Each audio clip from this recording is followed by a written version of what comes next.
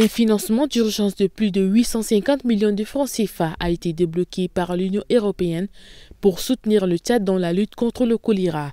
Les professionnels de la santé ont exprimé leur inquiétude suite à la détection de l'épidémie de choléra dans la province du Ouaddaï en juillet 2025. L'objectif des autorités sanitaires tchadiennes et internationales est de freiner la propagation de cette maladie infectieuse qui se transmet par l'eau et les aliments contaminés. Selon le chef intérimaire du bureau de l'aide humanitaire de l'UE, Laurent, le choléra tue rapidement, mais avec la bonne réponse, il peut être arrêté tout aussi vite. Les financements débloqués par l'UE à l'appel de l'Agence des Nations Unies pour les réfugiés permettront de fournir des kits de traitement du choléra, de renforcer les structures de santé et former du personnel médical. Ils permettront également de soutenir le ministère de la Santé tchadien dans sa campagne de sensibilisation aux gestes préventifs. Le président de la République, Mahamat Idriss Déby Itno, a entamé le 3 septembre 2025 une visite en Algérie, une initiative qu'apprécie Saleh Mahamad Issaka, président directeur général de l'OCAVEL, cabinet d'expertise et d'affaires entre Algérie et le Tchad.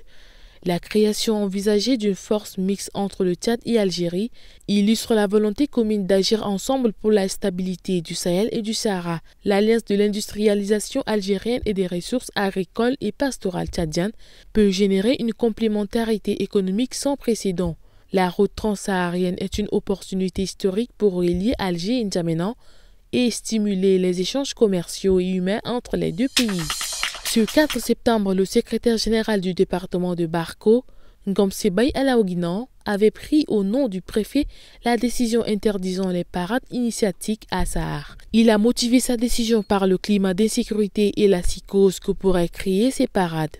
Sa décision a été vivement critiquée, même par le chef traditionnel du Sahar urbain, Mahamat Moussa Bezo. Ce 5 septembre, il a désavoué par sa hiérarchie.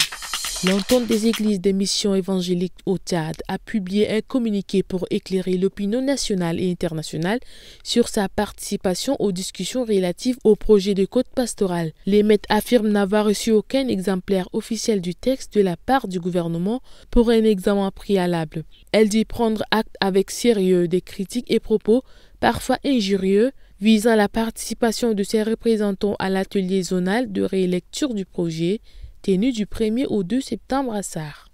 Enfin, un accident de la voie publique a fait un mort et 3 blessés entre Bébidia et Dokapti dans le département de l'Elnia, province du Logone oriental, ce 3 septembre 2025.